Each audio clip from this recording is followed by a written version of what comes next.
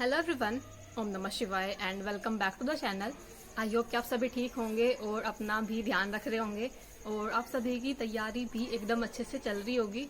तो आज था 13 अप्रैल और आज लगाया था मैंने यूपीएसआई का मॉक टेस्ट।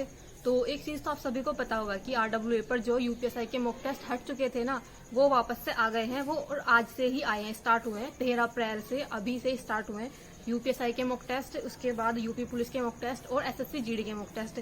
ये 3 मॉक टेस्ट ऐसे हैं जो अब से रीन्यू हुए हैं, मतलब दोबारा से एक नए पैटर्न पर आ गए हैं। तो आप सभी ने आई होप की लगा लिया होगा 13 तारीख का, 13 अप्रैल का आरडब्ल्यूए का मॉक टेस्ट। मुझे काफी अच्छा लगा ये वाला मॉक टेस्ट लगा के, क्योंकि काफी कुछ चीजें बदली भी हैं हिंदी के अंदर। जो ये इन्होंने एक ओल्ड पैटर्न पकड़ रखा था कि सिर्फ जो वैसे क्वेश्चन थे, व्याकरण वाले क्वेश्चन थे, इस टाइप के ज्यादा आ रहे थे, हिंदी साहित्य से कम क्वेश्चन आ रहे थे। तो उस टाइप को थोड़ा सा इन्होंने चेंज किया है और अब थोड़े से मतलब जो साहित्य वाला पार्ट है वो भी पूछा जा रहा है हिंदी के अंदर। लेकिन इन्होंने पॉलिटी वाले पार्ट को थोड़ा सा इंक्रीज कर दिया पहले से, मतलब पहले से डिफिकल्ट हो गया थोड़ा सा पॉलिटी वाला पार्ट। और उसके बाद अगर मैं मैथ और रीजनिंग की बात करूँ ना, तो मैथ काफी आसान आया था आज वाले मॉक टेस्ट में और रीजनिंग भी आसान आई थी। और आज आरडब्ल्यूए का पहला ऐसा मॉक टेस्ट था जिसमें मैंने अपने 15 मिनट बचा लिए थे। पूरा पेपर होने के बाद मेरे 15 मिनट बच गए, तो उसके बाद मैंने पूरा पेपर फिर रीचेक किया था। तो ऐसा था, सबसे पहले तो देखो मैं आप सभी को बता दूं, बैकग्राउंड थोड़ा सा चेंज है आज, क्योंकि मैं घर के बाहर वाली साइड वीडियो बना रही हूँ।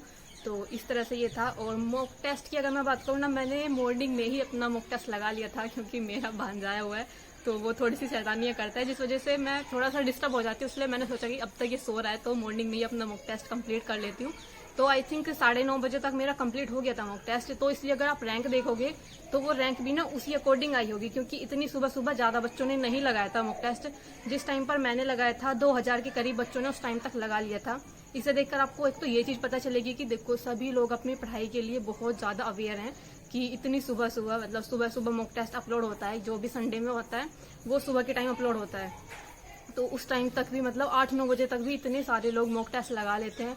उसके बाद सभी का स्कोर इतना अच्छा था, कुछ लोगों का मतलब 400 में से 398, 392, 388 नंबर, इतने नंबर तक भी आ रहे थे।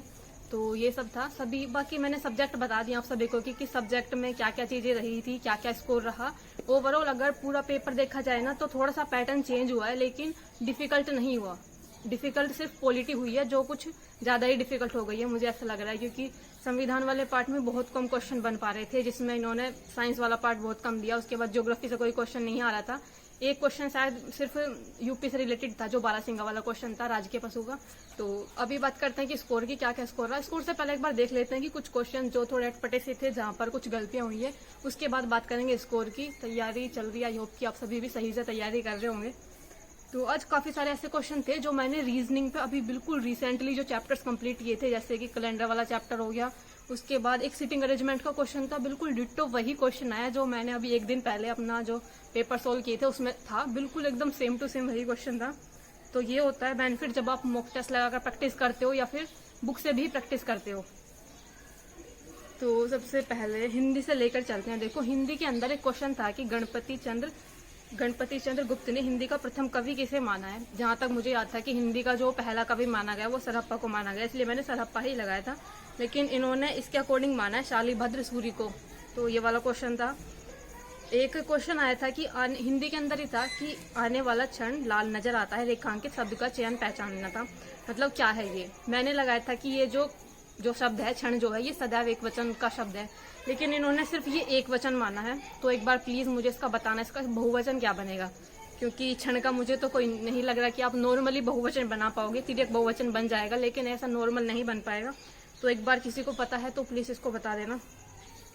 उसके बाद हिंदी में ही एक 4-5 क्वेश्चन ऐसे ही थे जो साहित्य से थे, और जिसमें ना ऐसे क्वेश्चन होते हैं जिन पर थोड़े से पॉसिबिलिटीज रहती है कि ये भी हो सकता है और ये भी हो सकता है। इसमें एक ऐसा क्वेश्चन था कि हिंदी साहित्य की प्रथम कहानी का क्या नाम है। जहां तक मैंने पढ़ा है, इंदुमती और रानी केतकी की कहानी, इन दोनों को ही मान लिया जाता है। कभी कभी कुछ लेखक जो हैं इंदुमती को मानते हैं और कुछ लेखक जो हैं रानी केतकी की कहानी को मानते हैं। इसलिए मैंने ये वाला लगाया था कि रानी केतकी की कहानी जो मुंशी इंसाल्लाह खान की है और इंदुमती किशोरीलाल गोस्वामी जी की है। तो इन दोनों में ही कंफ्यूजन था। बाद में मैंने सी ऑप्शन चूज किया था, जो कि मेरा गलत था। तो ये था हिंदी के अंदर जब इस टाइप के क्वेश्चन बनेंगे ना, क्योंकि रियल पेपर के अंदर, रियल एग्जाम के अंदर गद्य से भी अच्छे खासे क्वेश्चन, गद्य बोल रही हूँ सॉरी, साहित्य से भी अच्छे खासे क्वेश्चन बनते हैं। और आज इन्होंने मॉक टेस्ट में रखे थे वो, इससे पहले जो मॉक टेस्ट आ रहे थे ना उसमें साहित्य से ज्यादा क्वेश्चन रख ही नहीं रहे थे ये लोग, लेकिन अब थोड़ा सा पैटर्न चेंज हुआ है कहीं ना कहीं, तो इसलिए थोड़ा अच्छा लगा आज मॉक टेस्ट लगाकर। तो उसके बाद एक पंक्ति पूछी हुई थी कि ये पंक्ति किस रचनाकार की है, दशरथ सुत तिहु लोक बखाना, राम नाम का मरम है पाना। तो वैसे मुझे पता नहीं था, लेकिन मुझे ऐसा लगा कि राम जी पर सबसे ज्यादा किसी ने लिखा है तो वो तुलसीदास जी ने लिखा है, इसलिए मैंने तुलसीदास जी का लगा दिया था, लेकिन ये कबीरदास जी की पंक्तियां थी। तो हिंदी के अंदर ना यही कुछ क्वेश्चन थे आज, जिस टाइप के क्वेश्चन पेपर में बनते हैं आज कुछ क्वेश्चन ऐसे ही थे जो पेपर में बनते हैं। एक वो जो शायद सबसे पहला क्वेश्चन था अल्प प्राण और महाप्राण से लेकर पूछा गया था, इस टाइप के क्वेश्चन भी पेपर में आने की ज्यादा पॉसिबिलिटीज होती है, इसलिए मुझे कहीं ना कहीं लगा कि आज का जो पैटर्न था वो ठीक था, मतलब अच्छा पैटर्न था। इसके बाद मैथ में एक क्वेश्चन आया था कि दी गई आकृति में कितने त्रिभुज हैं। मैंने क्योंकि मेरा टाइम बच गया था, मैंने आप सभी को बताया 15 मिनट, मैंने दोबारा गिन कर देखे क्वेश्चन, मेरा फिर भी 12 ही आया था। पता नहीं एक इन्होंने कौन सा एक्स्ट्रा त्रिभुज लिया है, ये वाला क्वेश्चन मेरा गलत हुआ था। उसके बाद देखो एक क्वेश्चन आया था कि 31 दिसंबर 2015 को गुरुवार था तो 1 जुलाई 2020 को कौन सा दिन था। ये चैप्टर जो है ना, जो कैलेंडर वाला चैप्टर है, अभी मैंने 2-3 दिन पहले ही किया था, फिर भी मेरा ये क्वेश्चन गलत हो गया, और सिर्फ एक पॉइंट की वजह से, क्योंकि जब मैं 2020 के काउंट कर रही थी ना ईयर, मैंने उसमें फरवरी को ना 28 कर दिया। मैं यहाँ पर ध्यान करना भूल गई कि ये जो मंथ है ना 2020 जो है कि जुलाई तक जा रहा है, इसमें इसके अंदर फरवरी भी आएगी, फरवरी 29 की पड़ेगी, तो यहाँ पर मैंने 28 कर लिया, और इसकी वजह से मेरा ये क्वेश्चन गलत हो गया। मैंने लगाया था यहाँ पर मंगलवार, तो एक दिन एक्स्ट्रा बनता था, बुधवार में जाता, इसलिए ये वाला क्वेश्चन, जबकि मैंने अभी कुछ दिन पहले ये चैप्टर पढ़ा था। उसके बाद भी ये क्वेश्चन मेरा गलत हुआ है। और उसके बाद ना मैथ में एक क्वेश्चन आया था कि पाइप ए टैंक को 58 मिनट में खाली कर सकता है, पाइप बी उसको 87 मिनट में, सी उसको 116 मिनट में, तो तीनों मिलकर कितने टाइम में करेंगे। कितना आसान सा क्वेश्चन था, कुछ नहीं था इसमें, बस इसका जो था ना कि थोड़ा सा एलसीएम था, इसमें एलसीएम निकालना डिफिकल्ट पड़ रहा था, क्योंकि ये संख्या किसी से कट नहीं रही थी। लास्ट में जाकर जब मैंने बिल्कुल हार्ड थक कर पूरा एकदम देखा कि किस संख्या से कट रही है, लास्ट में जाकर मुझे 29 मिला था इसमें, फिर 29 से इसके फैक्टर बनाए तब जाकर कटा। उसके बाद तो ये इतना आसान था। 348 इसका वो आया था, 348 इसका जो था एलसीएम आया था, और एलसीएम ही इसका आंसर बन गया था। क्योंकि इसमें ना एक तो मैंने ये गलती की थी कि पहले जो बोल रहा है ना कि पाइप ए जो है वो खाली करने वाला पाइप है, मैंने सबको क्या किया था, मैंने सबको जोड़ दिया था कि सारे जो पाइप हैं वो भरने वाले पाइप हैं, इस वजह से भी मेरा ये क्वेश्चन गलत आ रहा था। लेकिन लास्ट में जब रीचेक किया ना तब फिर मैंने किया था ये वाला क्वेश्चन।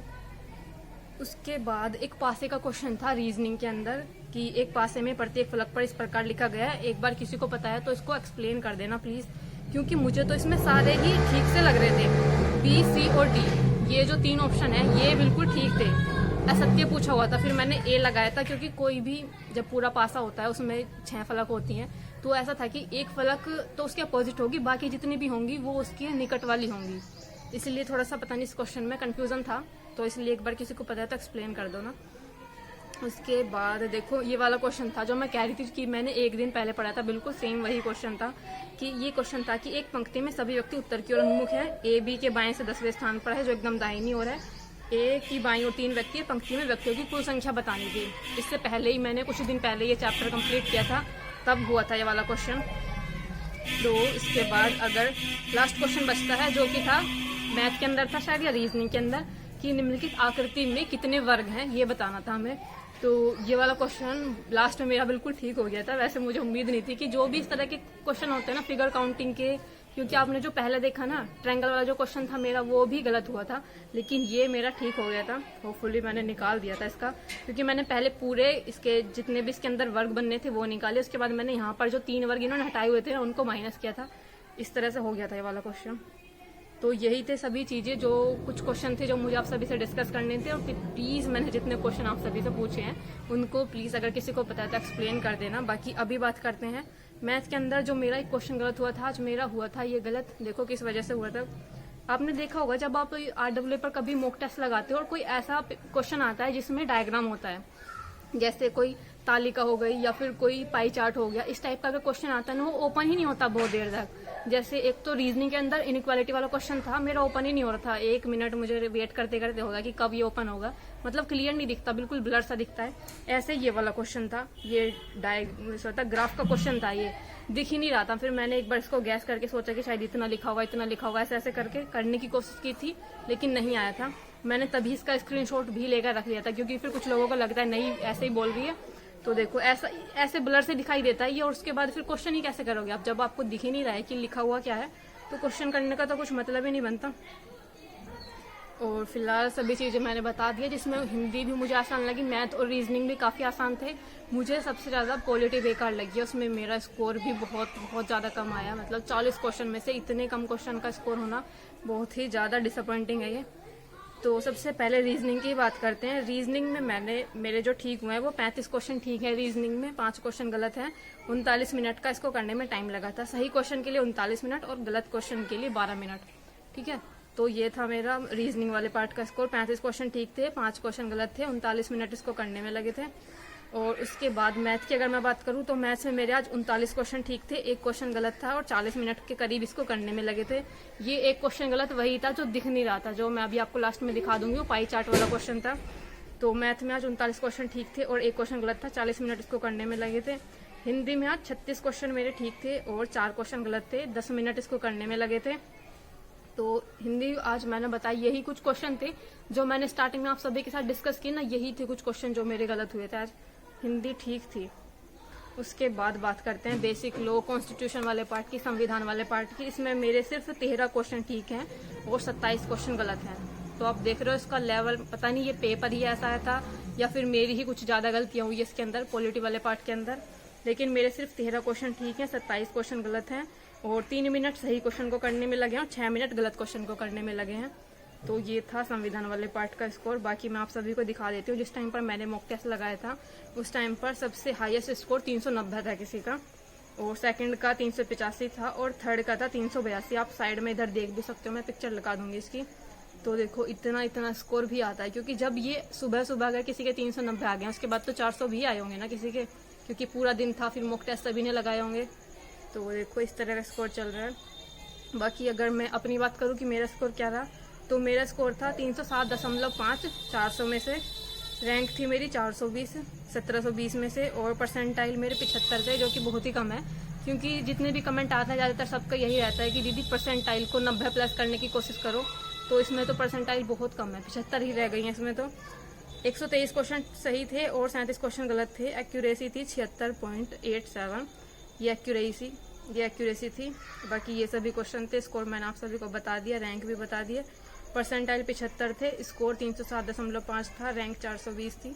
तो यही थे कुछ क्वेश्चन जो मुझे आप सभी के साथ डिस्कस करने थे। ये था स्कोर जो पहले RWA का मॉक टेस्ट था, और कहीं ना कहीं अब जाकर ना RWA के जो मॉक टेस्ट हैं और जो टेक्स्ट बुक के जो मॉक टेस्ट हैं उनका स्कोर ना मेरा थोड़ा करीब आया। मतलब करीब आने का मतलब है कि पहले ऐसा होता था कि RWA में आ रहे हैं 250 से 60 और टेक्स्ट बुक पर आ जाते थे 290 या 290 के प्लस। तो ऐसा था कि बहुत ज़्यादा डिफरेंस था दोनों में। लेकिन अब धीरे धीरे दोनों का स्कोर ना इक्वल सा ही आता जा रहा है, थोड़ा बहुत डिफरेंस होता है। देखो 5-10 नंबर का तो होता ही है, ऐसा नहीं है कि आप बिल्कुल दोनों टेस्ट के अंदर आप सोच रहे हो कि बिल्कुल सेम स्कोर हो जाएगा, ऐसा तो नहीं है। 5-10 क्वेश्चन तक भी होता है, वो चलता है, लेकिन बहुत ज़्यादा डिफरेंस होता है तो फिर लगता है कि आपकी तैयारी कैसी है, कहाँ चीज़ें तैयार कर रहे हो। तो इस तरह से तैयारी चल रही है। बाकी अपनी पढ़ाई करते रहो, मैं भी कर रही हूँ अपनी पढ़ाई जैसे भी कर सकती हूँ। तो बाकी आपका कोई क्वेश्चन रहेगा तो प्लीज़ कमेंट कर देना। मिलते हैं नेक्स्ट वीडियो में, तब तक के लिए bye bye, take care and Radhe Radhe.